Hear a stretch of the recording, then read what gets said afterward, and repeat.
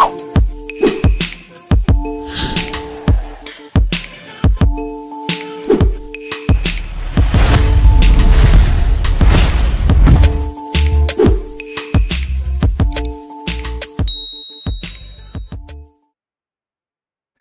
êtes des millions à patienter ces matchs à travers le monde. Le Classico, tant attendu au niveau du championnat espagnol de football, oppose dans quelques instants le Real Madrid au FC Barcelone. En tout cas, c'est le choc de tous les enjeux et de tous les dangers, beaucoup plus. Certainement, on est au début de la saison, il n'y a pas assez d'enjeux, mais lorsque, en tout cas, les deux équipes s'affrontent, il y a toujours des étincelles dans l'air. Dans ce cadre, WAP Info Télévision organise un plateau spécial pour débattre autour de ces matchs qui est vraiment attendu par les uns et les autres. Quelles sont les forces en présence pour les deux formations? À quelle équipe part légèrement favorite pour cette explication? À ces points et bien d'autres, on va en tout cas les aborder dans ces plateaux spéciaux Classico Real Madrid FC Barcelone. Bienvenue mesdames, bienvenue messieurs.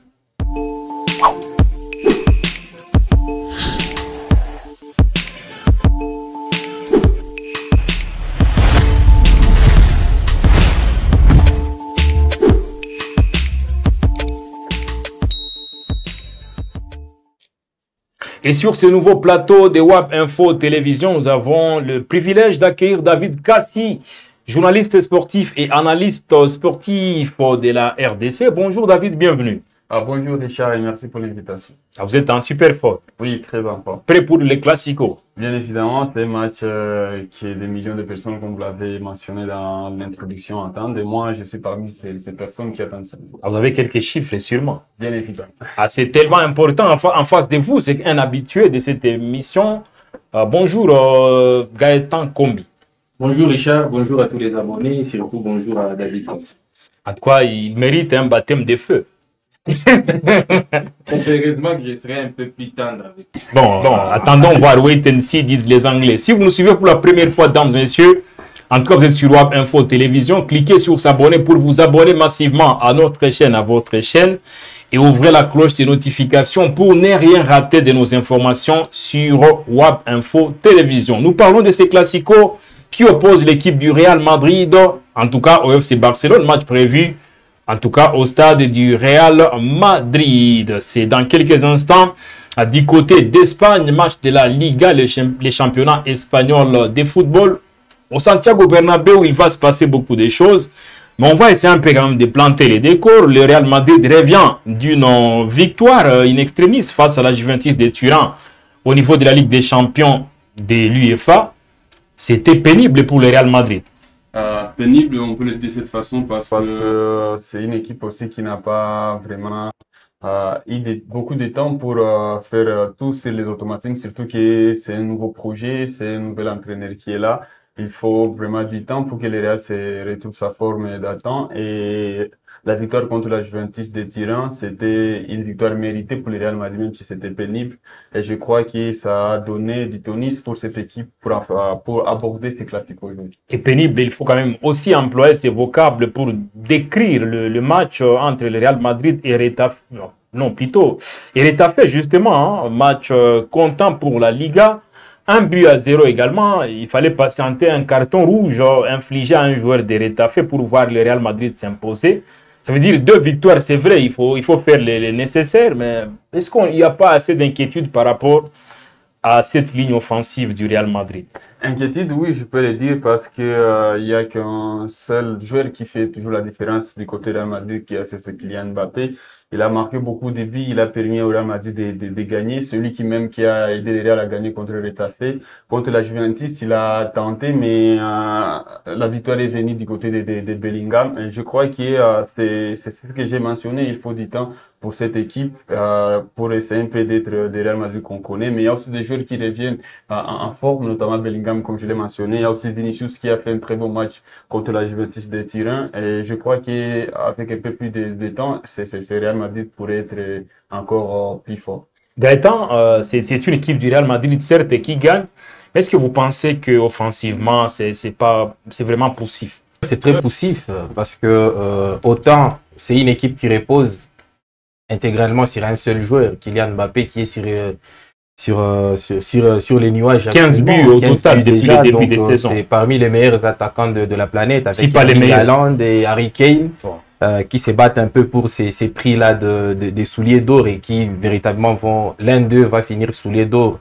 Et donc, la première difficulté, c'est pas une difficulté qui naît aujourd'hui, mais c'est une difficulté qui était déjà là la saison dernière, parce que le défi depuis Kylian Mbappé est là, c'est de trouver les joueurs avec qui il va combiner. On a vu que depuis ses débuts la saison dernière, il y a eu des difficultés à combiner avec Kylian Mbappé. Bellingham s'est blessé pendant très longtemps et donc l'alchimie au niveau offensif n'a pas été travaillée. Et aujourd'hui, on se rend compte que c'est le principal chantier de Xabi Alonso, c'est cette ligne offensive du Real qui ne doit pas dépendre exclusivement que sur Kylian Mbappé. Il y a aussi le jeune Matastono qui est arrivé. Donc, il y a des automatismes à travailler. Ça ne sera pas du tout très, très facile. Heureusement que le Real Madrid a quand même... Voilà pourquoi je note quand même positivement les matchs face à la Juve. Bizarrement pour moi, bien sûr, le Real a gagné certains matchs du championnat, certains matchs de la Ligue des Champions, notamment face à Marseille. Mais c'est les matchs, à mon avis, référence du Real. Parce que j'ai vu une équipe qui n'a pas trop souffert d'abord. Ça, c'est un. En plus, une équipe dont les joueurs offensifs parvenaient quand même à faire un brin de combinaisons. On a vu sur les buts, notamment, qui est arrivé par Bellingham, c'est un gros travail de Vinicius Junior. Et donc, pour ces genres de joueurs, il leur faut un petit déclic pour que tout marche. Et donc, comme Bellingham, il y a eu un petit déclic de Bellingham et de Vinicius. Je pense que sur le match d'aujourd'hui, peut-être que l'alchimie prendra forme et que la ligne offensive du Real pourra finalement dérouler. Après les naufrages du Real Madrid, pratiquement face à l'Atlético Madrid, quand même c'est un soulagement défensif. Oui, on peut décrier, on peut tout dire par rapport à la ligne offensive, mais défensivement, c'est du lourd pour les deux derniers matchs. 0 but pris, c'est quelque chose. C'est ça, 0 but pris avec un milieu de terrain qui prenait l'eau. Et c'est ce qui est intéressant parce que j'ai vu des défenseurs un peu se démener sur les terrains. Bien sûr, Courtois a fait encore beaucoup d'arrêts sur les deux matchs. Mais quand même, comme j'étais en train de le dire, je vois plutôt les verres à moitié plein plutôt qu'à moitié vide. Je loue à la fois la solidité de toute l'équipe. Tous les joueurs courent désormais, même Kylian Mbappé court. La saison dernière, il ne courait quasiment pas. J'ai vu Vinicius en train de défendre. Bellingham qui est toujours dans le rabattage défensif. Donc, j'ai été quand même assez positif en regardant ces matchs-là. Et je trouve qu'il y a quand même quelques zones de progression. Certes, mais le Real de Xabi Alonso est en train de ressembler à quelque chose qui ressemble un peu au Real Madrid. David Cassi, défensivement, il y a quand même de quoi se réjouir côté Real Madrid. 0 but pris pour les deux derniers matchs. Moi, je crois que l'éloge serait adressé de façon un peu plus particulière à Thibaut Courtois. Il a fait vraiment des gros arrêts durant les derniers matchs, surtout face à la Juve, avec une erreur défensive. Il a fait l'arrêt qui a sauvé au fait le Real Madrid de la victoire, mais il y a aussi Militao qui revient d'une blessure, mais il est bien évidemment en forme. On doit aussi noter le jeune Austin qui fait aussi un très bon début de saison. Je pense qu'il doit aussi revenir pour ce classico après un moment de blessure. Et je crois que du côté de la défense, le Real a trouvé de la solution. Ça reste certainement ces automatismes du côté du milieu du terrain, mais aussi de l'attaque. Sûrement, en fait, en face, c'est le FC Barcelone qui a été impitoyable face à l'Olympiakos. 6 buts à 0 pour l'équipe du Barça. 6 buts à 0, c'était face à... 6 buts inscrits. Si buts face à Olympiakos, c'est pas vraiment un grand calibre du côté du football européen, mais c'est une victoire. Mais c'est un match de Ligue des Champions. C'est un match de Ligue des Champions, surtout que le Barça revenait vraiment d'une mauvaise passe. Et ce match va essayer un peu de booster, pourquoi pas, les hommes des flics pour affronter ces classiques. À Gaëtan, en fait, en face, c'est pas la Juve, moins encore Retafe, c'est le FC Barcelone. Un rouleau compresseur, surtout si l'on sait que quand même il y a des retours, notamment les jeunes Lamine Yamal qui est en train quand même de retrouver en tout cas sa force, parce qu'on connaît quand même que c'est un joueur hyper dangereux. Il y a également Rafinha et bien d'autres. Oui, on a loué la défense du Real Madrid, mais l'adversaire d'aujourd'hui est d'un cran supérieur. Et c'est ce qui est encore plus intéressant parce que les deux équipes jouent sur les précédents grands matchs qu'ils ont joués, ils les ont presque tous perdus. Donc le Real face à l'Atlético, on a vu comment le Real a pris de l'eau, le Barça face au PSG, le Barça face à Séville, on a vu comment ça a été difficile. Donc ces matchs, c'est en quelque sorte un match entre deux équipes qui sont en train encore de se rechercher. Le Barça qui n'a toujours pas retrouvé de l'équilibre défensif après le départ d'Inigo Martinez, c'est lui qui symbolisait un peu cette nouvelle animation défensive du Barça version flic, et le Real qui n'a toujours pas retrouvé, disons, l'équipe, le collectif, le vrai collectif avec des joueurs qui sont arrivés et la révolution qui a été impulsée par les nouveaux entraîneurs. Donc ce match est à la fois un match décisif parce que c'est un match qui est attendu par tout le monde et qu'il faut à tout prix gagner pour toutes les deux équipes, mais c'est surtout un match test des grandeurs pour les deux équipes. Est-ce qu'elles sont maintenant prêtes à jouer des grands matchs après tout ce qu'on a vu depuis les débuts de la saison? Heureusement que ça arrive très tôt, ces classicos, avant même la 10e journée du championnat. Et donc, après ces matchs, on aura maintenant des idées sur laquelle de ces deux équipes est beaucoup plus prête que l'autre. Parce que sûrement, tel que je l'ai dit, offensivement, c'est du lourd. Côté Barça, figurez-vous, c'est une équipe qui marque 6 buts sans quand même ces deux avant-centres, Ferran Torres et Robert Lewandowski. Mine de rien, cette équipe a quand même infligé un 6-0 avec un Fermín López qui a marché complètement sur les Grecs. Très bon Fermín López, parce que c'est un joueur qui est un peu hybride, qui est mi-attaquant, mi-milieu de terrain, mi-numéro 9, mi-numéro 10. Et qui a la soif de marquer surtout. C'est un jeune qui frappe sur les poteaux. C'est pas forcément l'ADN de Barça. On préfère combiner tout ça, mais lui, des fois, ça frappe. Oh oui, il est très adroit devant les buts. Donc, c'est une alternative intéressante à Lewandowski et à Ferran Torres qui était à côté de la plaque là, sur les précédents matchs. Oui, ces garçons,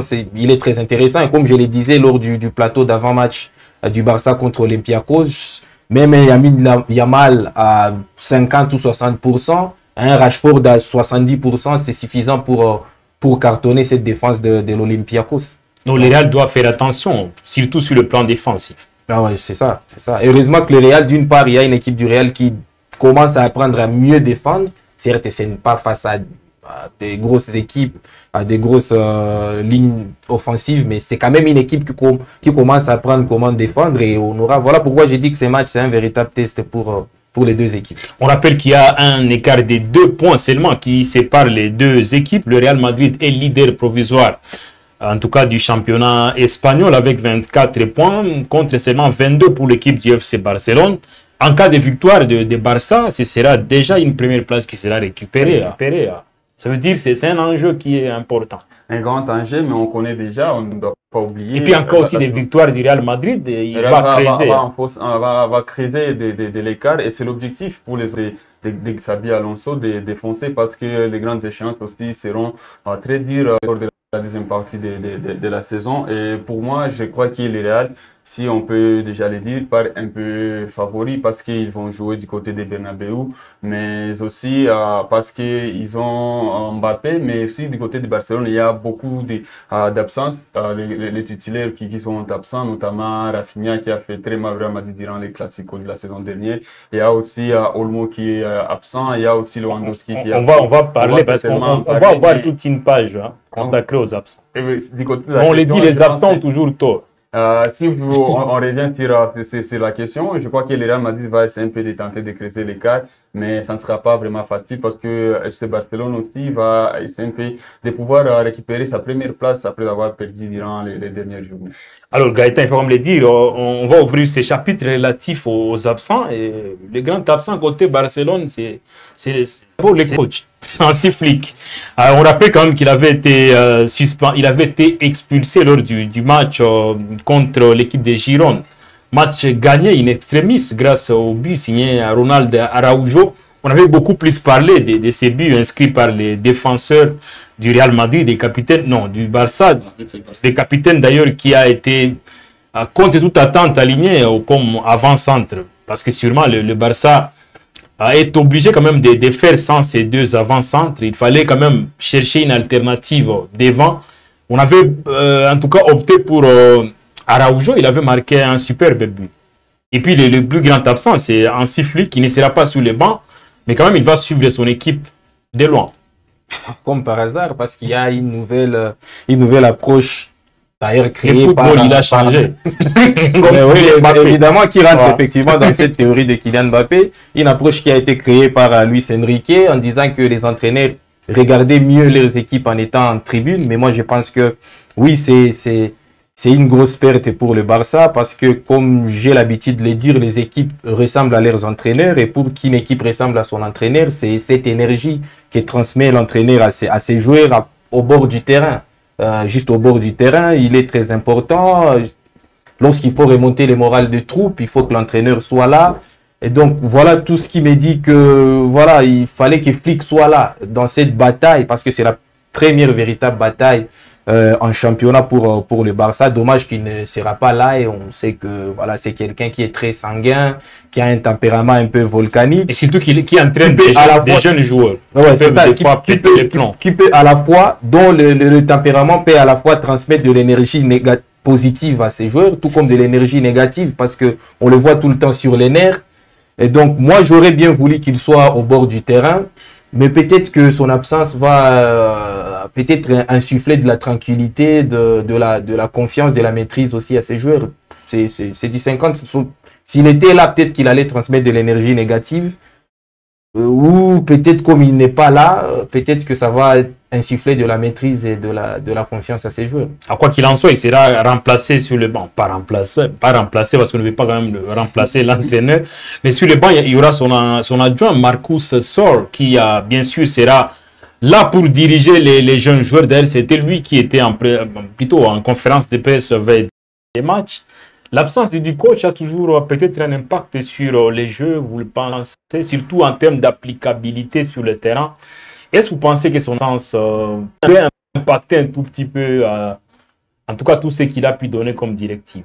Oui, ça va peser parce que lui-même, il a reconnu après, notamment, été expliqué l'autre fois, il a dit en conférence de presse, j'ai ce tempérament parce que j'aime les FC Barcelone. Du côté, on se rappelle du côté de Bayern Munich, quand il a gagné 8-2 contre l'FC Barcelone, il était toujours calme. Lui-même, il a reconnu en conférence de presse. Mais pour l'FC Barcelone, il a toujours un tempérament différent de celui qu'on le connaît quand il était entraîneur du côté de Bayern ou du côté de l'Allemagne. Et pour moi, ça pourrait certainement impacter un peu sur la façon de jouer du côté du FC Barcelone. Gaëtan, comme il a bien dit, son énergie peut transmettre, pourquoi pas, des bonnes ondes pour ces joueurs. Il ne sera pas là, mais ça ne sera pas vraiment suffisant pour que les Real gagnent facilement. Ça sera toujours dur pour les Madrilènes de gagner ces classicos parce que les FC Barcelone a beaucoup d'atouts et surtout qu'il sera en tribune, il pourrait, pourquoi pas, toujours communiquer avec son adjoint pour ses choix tactiques, pour ses choix, et ça pourrait toujours avoir de l'impact sur le terrain. Mais quand même, Gaëtan, c'est rare des fois quand même qu'on voit un Flick dans ces genres de draps. On le sait tous, c'est pas un entraîneur qui panique un peu trop. Je pense que ça doit être son premier carton rouge, si je ne dis pas de bêtises. Ça veut dire c'est un coach qui ne panique pas trop. Même lorsque son équipe marque des buts, il célèbre un peu rarement. Il a regretté son geste après le match contre Girone, mais ce n'est pas suffisant. Mais c'est un entraîneur qui est habitué à gagner.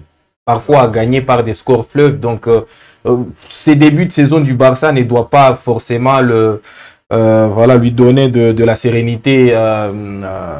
sérénité dont il a besoin. Parce qu'on se rend compte que les matchs que les Barça a gagnés, ça a toujours été sur les fils.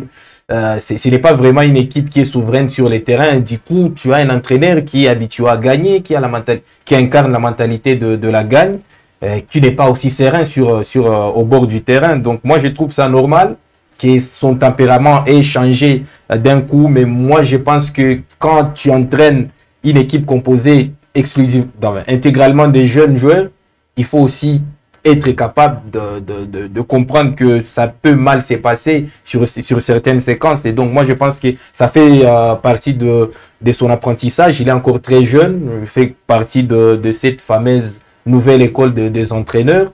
Et donc, ça fait partie de l'apprentissage. Il est en train d'acquérir de l'expérience et peut-être qu'il ne refera plus la même bêtise. Mais c'est une équipe du FC Barcelone, mine de rien, hormis son entraîneur qui est out. Beaucoup d'absents, parce que quand même, faut-il le dire, le gardien de but, Johan Garça, Garcia plutôt qui s'est blessé il y a de cela quelques semaines. Hein. Gavi qui a été opéré. Malheureusement pour lui, Ter Stegen, lui quand même ça fait un moment qu'il n'est pas là. Mais ce n'est pas tout Robert Lewandowski, hein, l'attaquant vedette de cette équipe qui est out également blessé. Olmo aussi blessé, sans pour autant oublier un joueur comme Rafinha aussi, malheureusement qui était annoncé comme étant de retour, mais apparemment lors d'une des séances d'entraînement, il a ressenti, il a rechuté pratiquement. Il a été mis de côté. Rafinha, c'est le plus grand absent, certes, mais tous les autres avaient leur mot à dire. Lewandowski, on connaît son apport, surtout dans les jeux aériens et aussi grâce à son efficacité devant les buts. Olmo, c'est un super joueur dans l'entrejeu. Gavi, on le sait tous, c'est un bagarreur, mais malheureusement, il s'est blessé aussi. Il a été opéré. Donc, c'est une équipe de Barça vraiment décimée. Christensen aussi. Il se blesse tous les jours. Waouh. Voilà, donc, effectivement, la plus grosse absence, celle que je regrette le plus, c'est l'absence de Rafinha, parce que la saison dernière, c'était la véritable gâchette du Barça. Bon, bien sûr, on peut parler d'Yamal parce que c'est lui qui est tout le temps sous les projecteurs, mais quand même Rafinha, c'est un joueur ultra efficace, qui ne rate pas trop d'occasions, qui n'est pas, voilà, qui a un jeu certes zen, mais qui marque énormément et qui délivre beaucoup de passes décisives, et surtout qui a été un véritable poison pour le Real la saison dernière. On parle de Rafinha comme d'un joueur normal, et c'est là que moi je n'ai jamais été d'accord avec le traitement médiatique de certains joueurs, mais c'est quand même le joueur le plus décisif du Barça la saison dernière, qui a marqué une tonne de buts, et en Liga et en Ligue des Champions, et dans des matchs emblématiques, dans des grands matchs. Donc moi je pense que s'il faudrait bien classer par hiérarchie les absents, Rafinha est tout là-haut. Bien sûr, Lewandowski, on connaît que c'est un joueur qui a de l'expérience dans ces genres de matchs et qui a l'habitude de faire mal au Real. Depuis ses premiers pas au Borussia Dortmund jusqu'à la saison dernière où il a fait très mal au Real. Après, Olmo, c'est un joueur aussi hybride, capable de faire les liens entre le milieu et l'attaque. Donc, c'est pas mal d'absence. Et Garcia, dont vous avez parlé, un gardien circule, le Barça a quand même mis beaucoup d'argent. Il était acheté notamment pour ce genre de match. C'est ça, et qui correspond exactement à ce que Flick veut proposer en défense, c'est-à-dire un gardien qui soit tout le temps dans l'anticipation. Ce n'est pas du tout l'effort de Chesney qui, bien des fois, quand il choisit d'aller dans l'anticipation, il commet des fautes, parfois irréparables. Donc, il y a des absents, des tailles sur toutes les lignes. Voilà pourquoi le Barça est vraiment diminué. Les absents ont toujours tort, tel que je l'ai dit, Cassie, mais quand même, ça doit être un avantage pour le Real Madrid, parce que quand on cite les joueurs qui sont absents côté FC Barcelone, il y a de quoi s'interroger. Un léger avantage, je l'ai dit, mais moi, la plus grande absence, si vous avez mentionné, non, peur de quoi? J'ai pas vraiment peur de cette équipe parce que ils sont comme vous l'avez mentionné, mais parce qu'aussi le Real Madrid va en tout cas faire mieux cette saison que la saison dernière. Et je dois aussi, pourquoi pas, m'atteler un peu plus particulièrement sur les gardiens, parce que c'est un grand gardien que le Barça a acheté et son absence va certainement peser lors de ces matchs, de ces grands matchs. On a vu Chesney, lors des grands rendez-vous, il a toujours eu des grandes erreurs contre le Paris Saint-Germain, contre Séville. Il y a une photo qui a circulé où on marquait et puis lui est derrière. Et ça pourrait certainement aussi impacter, pourquoi pas, ces matchs, parce qu'on connaît la qualité des attaquants du Real Madrid.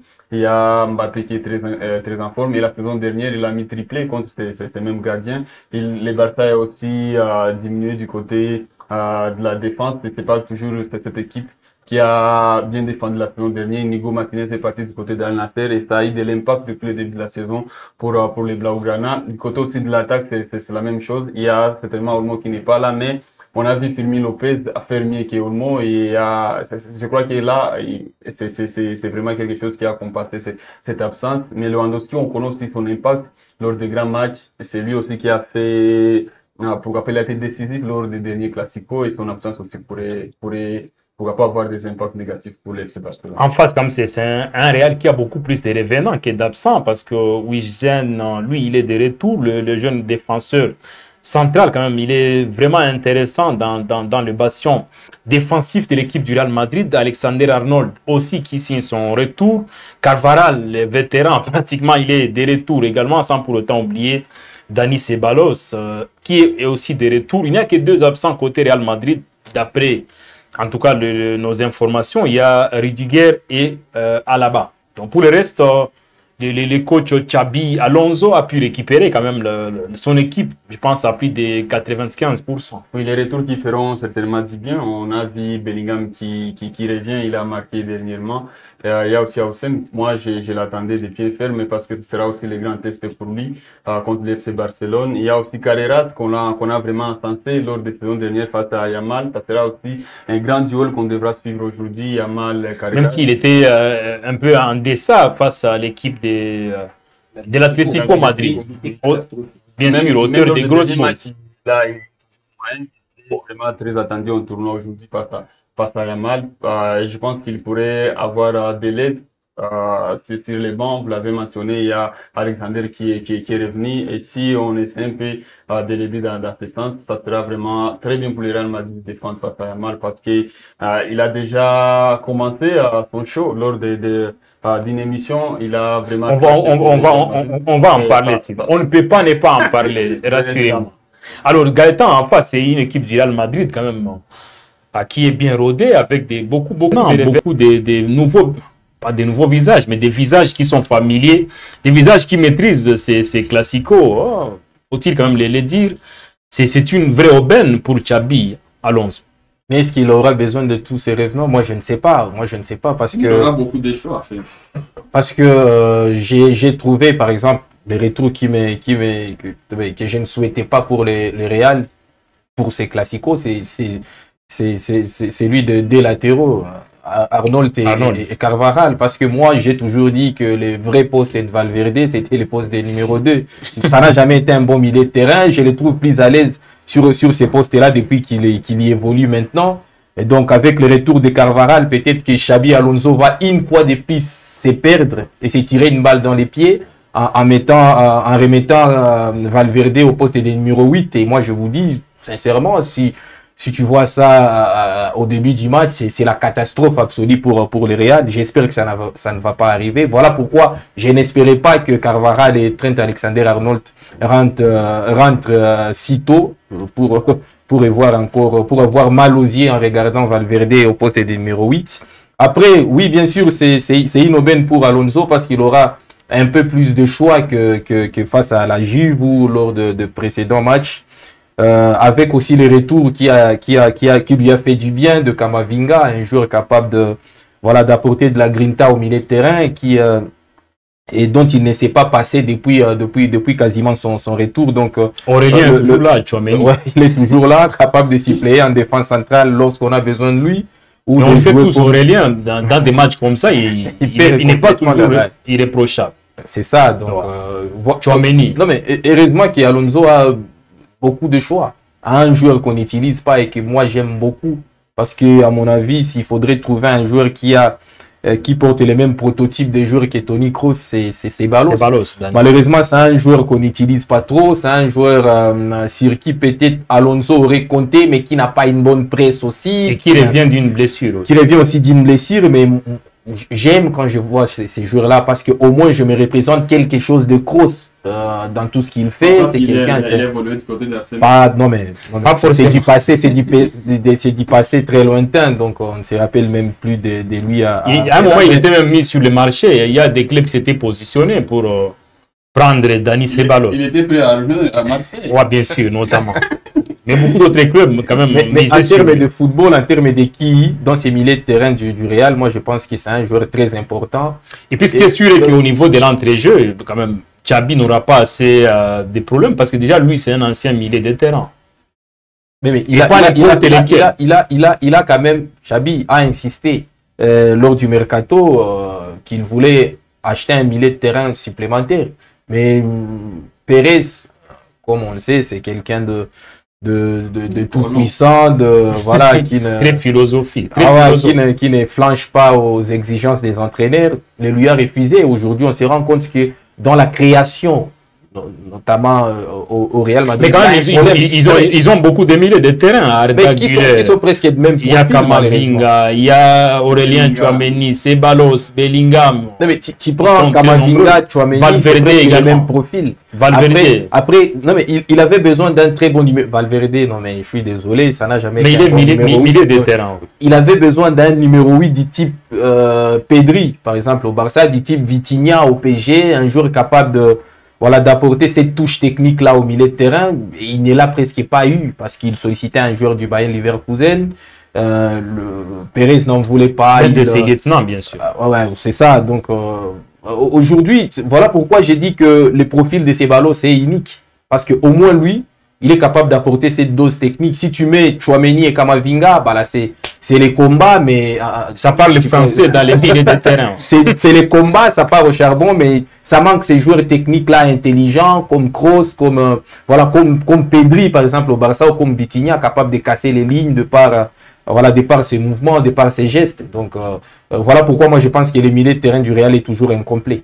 Alors parlons de cette polémique qui a été en tout cas lancée par les jeunes.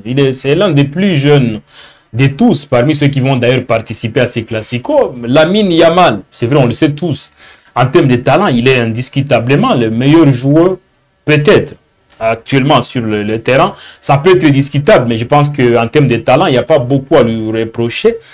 Mais on se rend compte que c'est un jeune qui n'a pas peur à se lancer dans des polémiques. Ça a été le cas dans une émission vendredi au niveau d'Espagne, où il a quand même déclaré que le Real Madrid, c'est une équipe de voleurs. C'est une équipe également qui se plaint un peu trop. C'est quand même un peu surprenant qu'un joueur prenne la parole à l'approche d'un si grand match pour clasher complètement son vis-à-vis. Pourtant, en face, c'est le Real Madrid. C'est l'habitude que l'enfant a pris depuis ses 17 ans. Il fait toujours ça. Il a même mis sa story habituelle depuis quelques heures. Et je crois que c'est quelque chose qui a donné encore du tonus pour ces classicos. Heureusement, du côté de Real Madrid, ça reste calme. C'est une approche que je loue favorablement pour les joueurs du Real Madrid qui n'ont pas voulu vraiment jouer sur le terrain des réseaux sociaux. Mais Yamal, on connaît que ça lui réussit parfois, mais aussi ça échoue parfois. On l'a vu face à la France, il l'a fait. Et sur le terrain, il a répondu présent. Face au Portugal, il a fait la même chose. Mais sur le terrain, ça n'a pas été le cas. Et du côté du Real Madrid, on a senti que ça a vraiment eu des conséquences parce que l'objectif de Yamal, c'était de provoquer du côté médiatique les morales des joueurs du Real Madrid et ça a eu de l'effet. Selon Marca, le vestiaire du Real Madrid n'a pas vraiment apprécié la sortie médiatique de Yamal. Donc, il a réussi son coup. Il a réussi son coup et après match, j'ai dit que Carvajal pourrait peut-être avoir vraiment une discussion sérieuse avec. Il fait une discussion avec tout le monde. Il a voulu l'avoir avec mais on a pensé que ça pourrait aussi avoir de l'impact du côté de l'équipe de l'Espagne parce que il est espagnol comme Yamal. De toute façon, là il n'y a rien d'espagnol dans ce qu'il a dit. C'est des bonnes guerres. C'est un match entre Catalans et. Moi j'ai vu, par exemple par le passé, on a vu des compagnons d'élite en sélection espagnole. Ramos et Puyol, c'est faire des coups lors des classicos. C'est un match particulier où il n'y a plus de nationalité, un match qui transcende complètement le cadre de l'équipe nationale d'Espagne. Après, moi, je trouve que cette attitude de Yamal, c'est quand même une attitude qui lui est familière depuis bien longtemps. Et ce n'est pas un bon communicant, ça, c'est déjà, il faut le dire. Moi, je trouve qu'il a une communication un peu, comment dirais-je, il est dans le chambrage. Et généralement, on a vu par le passé que certains joueurs pouvaient utiliser les chambrages pour soit déstabiliser l'adversaire ou soit pour se mettre dans une sorte de transcendance morale. Voilà. Mais la question, a-t-il eu la bénédiction du FC Barcelone pour quand même se lancer sur ce terrain? Moi, je ne sais pas. Mais l'entraîneur, mais aussi l'ancien joueur du FC Barcelone, Piqué, là, c'est tellement encouragé dans cette Piqué aussi faisait la même chose. Non, mais je pense que Piqué ne pouvait jamais faire ça à 18 ans. Ça, c'est aussi une évidence. Mais ça, c'est sûr. On a tous vu. On a tous vu. Ouais, Messi n'a jamais fait ça. Non, Yamal n'est pas aussi phénomène que Messi. Il n'a jamais fait. C'est pourquoi. Voilà. Mais Gaëtan, là où ça surprend, c'est déjà ce qu'il fait par rapport à son âge. Est-ce que vous pensez qu'il n'y a pas. Est-ce que c'est la meilleure façon de procéder? Il n'a plus. Footballistiquement, Yamal n'a plus 18 ans. Moi, je suis désolé avec l'ampleur qu'il a pris. Moi, je ne voudrais plus que l'on continue d'analyser les gestes de Yamal. Mais là, on parle quand même d'un joueur qui vient d'une école, d'une académie. Oui, avec toutes les valeurs. Il est censé mettre en pratique. Il a pris une telle épaisseur que ce n'est plus un joueur de 17 ou 18 ans. Aujourd'hui, en termes de football, c'est un joueur qui commence à balloter de joueurs de 26, 28 ans comme Mbappé. Par exemple, comme vous l'avez dit, en termes de talent, c'est le plus grand talent sur les terrains. Ça a été le numéro 2 au Ballon d'Or. Donc, moi, je n'aimerais plus que l'on continue à considérer Yamal comme un rookie qui vient d'une équipe. Mais toutefois, on ne pourra pas non plus escamoter son âge. C'est un gamin de 18 ans. Bien sûr, ça c'est sûr. Bien sûr. Mais tout ce que moi je demande, c'est on ne doit plus continuer à analyser le football ou disons les gestes, et puis en plus ça c'est les réactions de Yamal, à l'aune de son âge. Moi j'aimerais plus que l'on voit à Yamal le grand joueur qu'il est ou qu'il pensait être, parce que c'est un grand joueur. Après qu'il déclenche la polémique à 24-48 ou 24 heures du match, mais c'est sa façon de faire. Il l'a fait face au PSG, certes, ça n'a pas marché. On a vu que Vitinha, après le match, a dit qu'il s'en foutait totalement de ce Non seulement ça ne marche pas, mais son équipe perd. Ouais, c'est ça. Voilà. Ça peut ou ne pas marcher. Il a tenté les faire face au Portugal, on connaît ce qui s'est passé. Peut-être que c'est sa manière à lui. Voilà, mais c'est ça que je veux dire. Là, j'ai parlé plus c'est sur le plan communication et sur le plan comportemental. Est-ce que vous pensez que c'est la meilleure façon de procéder pour un jeune de 18 ans? Je ne vois pas le mal dans ça.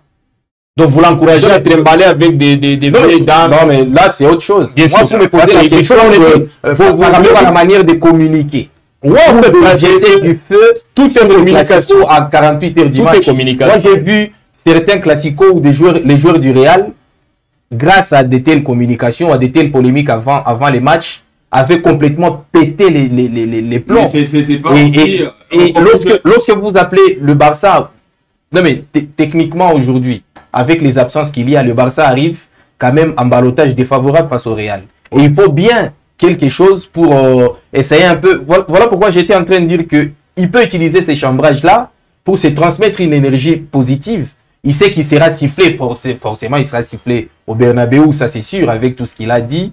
Il sera sifflé, il sera hué au Bernabeu. Et peut-être qu'il peut utiliser ça pour maintenant faire très mal au Real Madrid. Donc moi je trouve que cette communication est calibrée par rapport au contexte du Classico et par rapport à tout ce qu'on attend de Yamal sur ce. Heureusement qu'en face de vous, il y a un communicant qui forcément n'est pas dit. Mais Yamal n'est pas obligé de communiquer comme Mbappé, par exemple. Non, de toutes les façons, il faut le dire. Yamal, déjà, lorsqu'il dépasse ces seuils-là d'un joueur normal, il devient une institution. Une institution doit complètement tempérer la communication. Et c'est sur ce point que forcément là qu'il n'est pas tellement du côté des personnes de Madrid parce qu'on a considéré ça comme un manque de respect, du côté de Yamal. Quand il a clashé, c'est comme le Real Madrid. Ce sont des voleurs. En plus, ce qu'il dit, c'est très grave. Les Real peuvent porter plainte, on le sait tous, les Real et expérience. Quelle équipe a des litiges en ce moment du côté de la fédération? C'est Sébastien avec et je pense que quand il parle des voleurs, il doit s'expliquer. Et connaissant bien le Real Madrid, je suis sûr que Pérez ne pourra pas laisser passer ces accusations. Le match d'aujourd'hui. Et je pense que ça va se faire cet après-midi. C'est à Carvaral de calmer Yamal sur le terrain. Ça va se faire cet après-midi. Et puis sûrement, il faut le dire, je pense qu'il revient d'un carton rouge, Carvaral. Et moi, je ne suis pas d'accord avec Gaëtan qui dit qu'on doit encourager cette façon de communiquer parce que ça peut avoir des répercussions sur ses prestations du côté des Rennes, mais aussi sur sa façon d'évoluer en tant que mais aussi, là, il a 18 ans. Il y a une autre dimension, c'est sûr, également les jeunes joueurs qui les prennent déjà pour une star, pour une référence. comme une référence. Et si on prend quelqu'un comme lui comme une référence et s'il continue à faire des bévies, que ce soit avec des filles, que ce soit avec des nez qu'il a communication. Mais tout est communication. Mais dès lors, Gaëtan, mais pourquoi les médias? Mais pourquoi les médias ce sont la télé, c'est ça, quand il a ce qu'il a créé à la communication. Je place mon curseur sur ce qu'il a dit par rapport parce que le Real n'a pas réagi directement, officiellement. Le Real a réagi par rapport à ce que Yamal a dit. Le Real n'a pas réagi officiellement. Marca est devenu le porte-parole du Real. Il y a aussi Real Madrid Télévision. Cette fameuse télévision qui met la pression sur les arbitres, mais on sait. Mais avec les faits, cette télévision met l'arbitre avec les faits. Il montre des vidéos où il y a des élèves d'arbitrage. Et alors, mais cette télévision n'a la même chose. Gaëtan, qu'est-ce que cette télévision n'a jamais montré les avantages bénéficiés par les Real sur le plan d'arbitrage? Yamal, bizarrement, moi je ne suis pas du tout, je suis étonné parce que Yamal a dit exactement c'est que cette télé et ces journalistes payés par Pérez faisaient la saison dernière à la veille de match. Pour exercer. Donc, et ça ne créait pas autant de polémiques et autant de réactions. Et moi, je pense que la c'est important que les téléspectateurs qui nous suivent les comprennent. C'est notamment à cause du Real Madrid que la Liga, bien sûr, via le board de la Liga, avait décidé désormais d'officialiser le nom de l'arbitre, je pense, à quelques heures du match. Parce que sûrement, lorsqu'on annonçait le nom de l'arbitre 48 heures avant le match, il y avait toujours des polémiques, beaucoup de ménages, beaucoup d'attaques, ce qui est un peu inacceptable. Et donc, moi, je ne comprends pas. Et je trouve ça, quand même, si on aura un classico un peu plus particulier, mais dites merci à Yamal, parce que il a déjà lancé. Il a déclenché quand même le séisme à Madrid. Et aujourd'hui, si... Mais ce n'est pas ces propos qui vont rendre... Mais vous avez dit que déjà dans les vestiaires du Real, on en parle. C'est Marc qui a dit, mais en conférence de presse, d'enfant match, Sabia l'a dit, que ça n'a pas eu de l'impact. Mais c'est tellement... Il y a deux faits qui sont diamétralement opposés dans ce qui a été rapporté. Xabi Alonso comme entraîneur ne peut jamais dire en conférence de presse que cela a créé un tollé. Mais pendant ce temps, Marca est plus dans l'information. Marca a changé et s'est rendu compte que, bien sûr, donc il y a d'un côté l'information livrée par Marca et de l'autre la communication de Xabi. Et du coup, non, de toute façon, il faut le dire. Déjà Marca, ça reste un média très puissant qui est proche du Real Madrid. Voilà, mais ça veut dire qu'il n'y a rien qui a été inventé. Ça veut dire sur ce point, il faudrait que Alonso a été dans la communication parce qu'il n'allait pas se présenter en conférence de presse et dire non mais mes joueurs ils paniquent parce qu'il y a mal à dire ça. Mais on n'essaie pas d'imaginer l'impact que cette communication de Yamal peut avoir sur le mental des joueurs du Real. Voilà. Il y en a qui peuvent avoir les esprits. Ça pourrait avoir de l'impact. Vous verrez de dire. Non, mais Carvajal donnait un coup de tête à un joueur pendant qu'il est expérimenté. Ramos prenait des rouges tous les temps pendant qu'il est jamais Pavard a marqué contre son cas. Pendant qu'il est expérimenté. Donc, ces genres de communication qui déclenchent des tensions peuvent avoir de l'impact sur les esprits des adversaires. Ce n'est pas pour rien que Carvajal a tenté d'appeler son jeune frère. C'est pas pour rien. Ça veut dire qu'il y a une certaine tension. Il y a une certaine tension et que donc on ne peut pas être surpris déborder jusqu'à aller dans l'équipe nationale. Moi, par exemple, je ne serais pas surpris qu'un joueur du Real, à la 10e minute, Yamal a le ballon, vient avec un tacle violent et se prend un rouge. Non, et là, qui aura le public va s'en charger de ça. Non.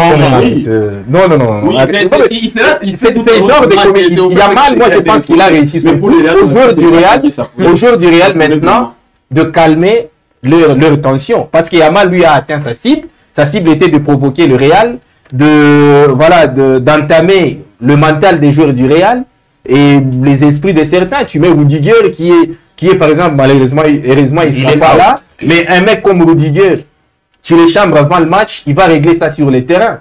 Et on sait comment Rudiger gère ces histoires sur le terrain, ces cartons rouges direct. Donc il y a des joueurs du Real dont maintenant les esprits sont surchauffés contre Yamal. Et cela sera encore beaucoup plus pimenté par les sifflets qui viendront des tribunes. Donc Voilà. Ne soyez pas surpris qu'un mec prenne un rouge. On va chuter avec ces derniers points. Non, on ne peut pas se être surpris qu'il y a il faut le dire. Je suis sûr que vous avez été aussi touché, piqué par... Non, mais ils sont les brebis, parce que sinon, on le comprend. On a vu des statuts, les petits impolis. Faut-il le dire. Vous êtes aussi touché, David? Je ne suis pas touché parce que ça sera aussi un mal diminué avec son pubis. D'accord, donc il faut... C'est bon, merci. On va chuter avec cette domination du FC Barcelone la saison dernière. C'est une équipe de Barça qui a complètement marché sur le Real Madrid et c'est difficile à comprendre. Comment ça s'est passé la saison dernière jusqu'au point quand même de subir une telle humiliation. David, aujourd'hui, il faut quand même le dire, au niveau de Madrid, on peut tout accepter sauf une contre-performance. Après tout ce qu'on a subi la saison dernière. Oui, c'est une nouvelle étape qui s'est ouverte du côté de la Madrid depuis le début de cette saison. Et l'objectif, c'était de changer le cours de l'histoire après les 4 classicos perdus. Mais ce n'est pas la première fois. Le Real Madrid a enchaîné 5 classicos à gagner contre le FC Barcelone. Et ça fera vraiment un coup de boost. Pas sur une saison. La saison des primes de Benzema, c'était... Sur une saison? Oui, 5, parce qu'on a joué aussi la Super Coupe du côté de l'Arabie Saoudite. Il faut compter aussi la Coupe du Roi, mais aussi du côté du match de la Liga. C'était 5 enchaînés du côté de Real Madrid. Et pour il est venu avec tous les chiffres. Et je pense que ça sera vraiment... J'espère que ce ne sont pas des révélations de marque. Real Madrid, c'est même mentionné que c'est un média qui fait bon son travail. Et ça sera vraiment quelque chose qui va, pourquoi pas, motiver ces joueurs du Real Madrid de ne pas faire, surtout Mbappé, qui n'a jamais gagné de classico en tant que joueur du Real Madrid. Il est venu la saison dernière, 4 classicos perdus. Lui, il est boosté de gagner ses premiers classicos. Est-ce que Mbappé est boosté pour gagner les classicos ou il est boosté pour marquer? Parce qu'on sait quand même qu'il est plus individualiste que... Mais il marque pour qu'il gagne. Pas forcément. Il marque des buts pour faire gagner. Je pense que la répartition de tâches voudrait qu'Mbappé marque des buts. Et aux défenseurs, Rudiger à la bas et l'attention de défendre, de ne pas prendre des buts. Moi, je pense que déjà, il fait son travail. Je ne sais pas. Maintenant, c'est qui peut bien lui donner réjouissance si ce sont ses stats personnels où il faudrait que l'équipe gagne. Mais moi, je pense qu'il fait déjà son boulot. David vient de le rappeler, il n'a jamais gagné face au FC Barcelone avec les Real. Bien sûr, avec les Real Madrid. Ce qui est terrible pour un joueur qui a fait de telles stats. Mais il n'est pas aussi. C'est à peine qu'il a débarqué. C'est ça, mais il a joué quand même 4 classiques. 0 victoire. C'est trop. Même pas pour un joueur qui a marqué, je crois qu'il a marqué plus de 5 buts dans le Classico. Donc, c'est un peu injuste pour lui. Après, par rapport à la saison dernière, moi, je pense qu'il y avait une surdomination psychologique du Barça. Dès les premiers classicos, quand le Barça, pas même dès le premier classico. Normal, il disait, même si nous mettait trop en valeur. C'est ça, il y a une surdomination psychologique terrible. Parce que le Barça, après avoir infligé, je ne sais pas, le match qui a précédé l'autre, entre le Barça et le Bayern, où le Barça colle 4 au Bayern, c'était 4, je pense. Et c'est lui où le Barça colle combien? 4 au Real. Et donc, à partir de là, il y a une surdomination psychologique, pas que sur le Real, mais sur toute l'Europe. Le Barça a surdominé psychologiquement quasiment toute l'Europe et que lorsqu'un adversaire arrivait, il se disait, voilà, si on se prenait 3, voilà, ce serait déjà une réussite. Donc, le Real s'est présenté face au Barça en position de faiblesse, en se demandant pas si on va perdre ou gagner, mais en se demandant comment on va perdre. Et donc, c'est différent. Donc, j'espère que cette saison, ça a changé. J'espère que cette saison, ça a changé. Heureusement que le Real croit sur son chemin, un Barça complètement diminué et qui galère un peu en championnat. David, est-ce que vous pensez que c'est l'indépendance aujourd'hui pour l'équipe du Real Madrid? Oui, le Real va gagner aujourd'hui parce que l'FC Barcelone va gagner. Va gagner parce que l'FC Barcelone vient à diminuer avec beaucoup. Il n'a même pas dit pourrait.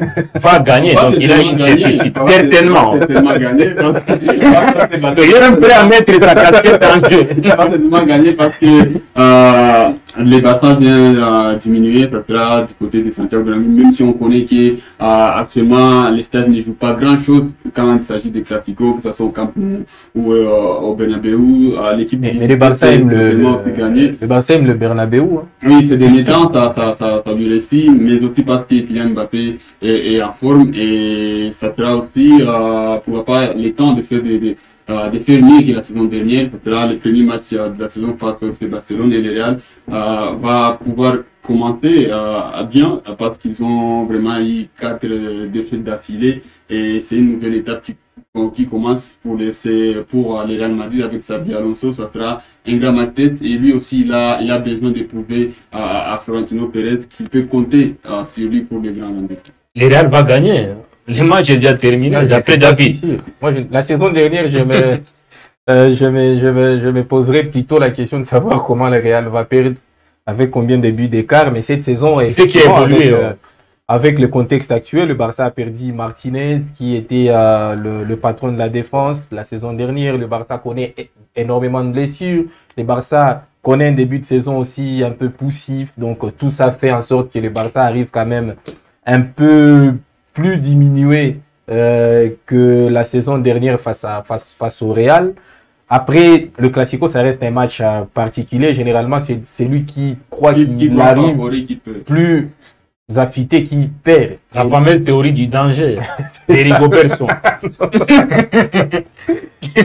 Et donc, je n'ai pas de pronostics, mais moi, je pense que si le Real ne bat pas, c'est Barça. Si le Real ne bat pas, c'est Barça. Je ne vois pas quand est-ce qu'il les battra. Parce qu'aujourd'hui, c'est un Barça, à mon avis, prénable. Il n'y a pas de crainte. Vous êtes tous unanimes que c'est aujourd'hui ou jamais. La défaite du Real, ça serait un match nul. Non, si Alonso s'embrouille, il va perdre. Il s'embrouille avec des tactiques un peu loufoques, il va finir par perdre. Parce que le Barça, ça ne pardonne pas et on sait la force des frappes. S'il laisse les jeux, le contrôle du milieu de terrain à ces fameux duos Pedri de Jong, où ils vont se prendre des passes venant de toutes parts, s'il y a de l'espace pour Yamal, voilà, s'il y a de l'espace pour Yamal, si Carreras n'est pas bon, si Rashford trouve un peu de l'espace devant, ça va faire très mal pour le Real. Donc moi je pense que ça dépend aussi, au-delà des insuffisances qu'il y a au Barça, ça dépend aussi du sérieux à la fois tactique et mental qu'il y aura au Real. Merci beaucoup Gaëtan d'être venu nous rendre visite une fois de plus. C'était un beau plateau passé avec vous, bien sûr. Dans quelques instants, le coup d'envoi sera donné. Merci Gaëtan. Merci beaucoup, cher Richard. Merci David. Vous avez un mot de conclusion? Bellingham va marquer. C'est tellement Mbappé, Bellingham va marquer. Je t'ai dit. Certainement. Certainement. C'était très important. Merci beaucoup. Merci beaucoup David. Certainement, vous avez le droit de pronostiquer. Voilà. Alors, merci, vous avez été nombreux à nous suivre, dames et messieurs. Grand a été notre plaisir de vous embarquer dans ces bateaux de Web Info Télévision en route vers ces matchs phares, ces classicos qui, bien sûr, opposent l'équipe du Real Madrid à celle du FC Barcelone dans quelques instants. On va se retrouver certainement prochainement aussi, il faut le dire, pour décortiquer d'autres faits d'actualité. En tout cas, si vous nous suivez pour la première fois, cliquez sur s'abonner pour vous abonner massivement à Web Info Télévision et puis ouvrez la cloche de notification pour ne rien rater de nos informations. Sur Web Info Télévision, on se retrouve la fois prochaine. Salut!